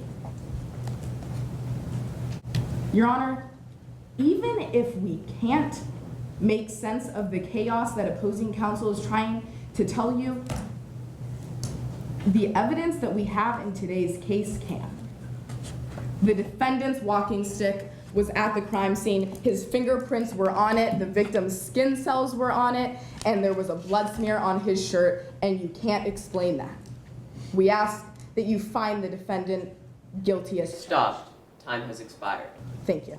And the defense, any final comments? Thank you, Your Honor. May I proceed? Yes. Here's my chance to clear a couple of the prosecution's points which have confused the court. First, though we do not have to prove motive, though the prosecution does not have to prove motive, without motive, why would someone kill Alex Thompson? Motive is very important to a murder case. Secondly, the prosecution wants you to believe that no blood being on Mr. Davidson's bullhorn proves that Mr. Davidson killed Alex Thompson. However, the bullhorn was on his shoulder, his right shoulder, and you saw that the blood was on the left side of his shirt. This bullhorn would have been free from Mr. Thompson's gushing nosebleed. And third, the prosecution talks a lot about the smear across Mr. Davidson's shirt, trying to show that it proves that he killed Alex Thompson. However, during the chaos after Mr. Thompson was punched, it's reasonable that this walking stick could have merely smeared across his shirt as it was whisked away. Your Honor, therefore we implore that you find Casey Davidson not guilty. All right, it's a very difficult case. There's a lot of evidence, both ways really. There's really no direct evidence, or certainly no direct evidence specifically on the assault itself that resulted in the death of Mr. Thompson. There's a lot of circumstantial evidence, and circumstantial evidence, if it has two reasonable interpretations, the law states that the court must adopt the interpretation that points towards innocence and reject that points towards guilt. In this case, there's a lot of circumstantial evidence, and each piece should be evaluated to determine its reasonableness. I would say after looking at all the evidence, one could probably fairly easily conclude that it's maybe likely the defendant is guilty, but likely isn't beyond a reasonable doubt. The proof must be beyond a reasonable doubt. And with the law mandating that when circumstantial evidence principally is involved, the court must accept the interpretation that points to innocence if the interpretations are reasonable, and I find them to be so, then the court must find innocence. And I am left with a reasonable doubt based on the totality of the evidence. So I will find the defendant not guilty. Well, okay. That's that. So now, whatever the finding is, you know how these fact situations are drafted by these people that must lose a lot of sleep over doing this. It can go almost any way on any given issue. And your performances today were very, very good, everybody. And I'm not just saying that as a gratuitous compliment either. They were really good performances. Your objections were spot on. Retorts were well thought out and moving fast on your feet. You were able to articulate well what the appropriate response should be. I was very impressed. I kind of expected it, though. When you get into the final round here, I know from past experience that you're good, and this one was very, very good. I don't even have usually I have comments on maybe what you could improve on and so on. I really can't think of anything. I think this performance was so well done, I really can't comment on projecting better. You've all projected beautifully. I can't comment on speaking too quickly, those kinds of things that usually come up when you're nervous at a big function like this and something you put a semester into working on or whatever the time was. And none of those things existed. You spoke clearly, and you didn't speak too quickly. I can't think of anything that I could say that would be a suggestion on how you could improve something. Now, maybe the judges over here can. They're the ones that really make the final decision. I just call it on the presentation as far as what the evidence turned out to be, but they're the ones that are going to be grading the whole performance. So any and all of you who performed today would make terrific lawyers, but realistically, I know all of you aren't going to become lawyers, but what you've done in this session and preparing for it will bode well whatever you do in life, that's for certain. And thank you very much, and now court's in recess. My name's Terry Spitz. I used to be a prosecutor. I'm retired now. I thought the strongest thing about this competition, and I've either been coaching or scoring them, I think this is my 19th year, probably the strongest thing was the way the objections were handled. Usually what I see is an objection is made and it breaks down from there. It doesn't go much farther. There was a lot of good back and forth, so that was a real strong point about this competition. As you go on to undergrad and to law school and you get ready to try your first case, one recommendation, don't say, strike that, because the court reporter is going to take down the question you started to ask, going to write down, strike that, and going to write down what you asked. So it makes no difference to say that. It's a little pet peeve some of us have. You don't need to say it, just change your question. But it was an excellent performance. I thought it was quite close, and congratulate you on all the hard work you did to learn all those difficult facts in the case. Thank you.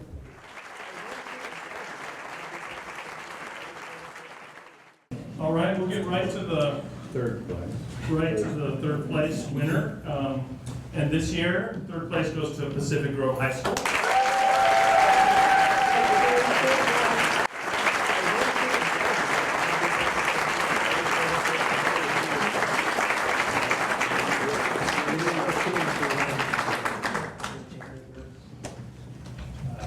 So it's always been difficult picking a winner each year, and as you heard, this is our 20th year, and I think every championship trial has been close, very close, and most of you were in the room and saw how close it was between the two teams, but we're only allowed to send one team to the state finals.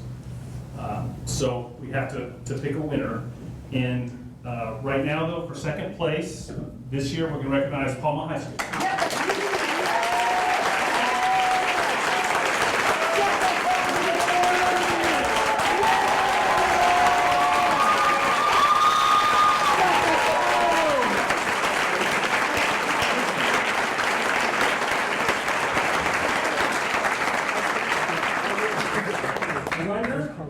This year, the winner, come on up, Carmel High School.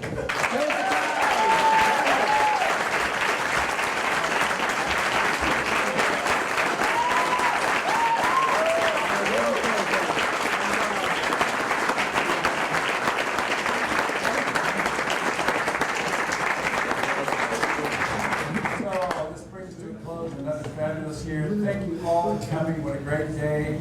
Take this